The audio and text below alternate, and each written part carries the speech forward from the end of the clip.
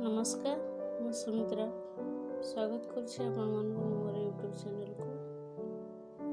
ଆଜି ମୁଁ ମୋର ସ୍ୱରଚିତ କବିତାଟିଏ ଆବୃତ୍ତି କରିବାକୁ ଯାଉଛି। ଆଶା କରେ ଆପଣମାନଙ୍କୁ ଭଲ ଲାଗିବ। ମୋ କବିତାର ଶୀର୍ଷକ ଜୀବନ। ଜାଣିନି ମୁଁ ନିଜର ଠିକଣା, ବଞ୍ଚିବା ମରିବା ମୋ ପାଇଁ ବାଟପଣା। ସମୟ ସ୍ରୋତରେ ଜୀବନ ରଥରେ ଆଜି ମୁଁ ପଥିକ ଦିଗହରା। କେବେ କେବେ ଅନୁଭବ ହୁଏ କ'ଣ ବା ଅଛି ଏ ଜୀବନରେ, ପୁଣି ମନେ ହୁଏ କ'ଣ ବା ନାହିଁ ଏ ଜୀବନରେ। ଭଲ ମନ୍ଦ ତ ଦୁଇ ପାର୍ଶ୍ୱ ଜୀବନର, ଭଲ ମନ୍ଦକୁ ସହି ଚାଲିବାକୁ ପଡ଼େ ଆଗକୁ ନିରନ୍ତର। ଥକିବାକୁ ପଡ଼େ ପୁଣି ସାହସ ବାନ୍ଧି ଆଗକୁ ବଢ଼ିବାକୁ ହୁଏ। ଏଇ ଉଠାଣି ଗଡ଼ାଣିର ମଝିର ସମୟ ହିଁ ଜୀବନ।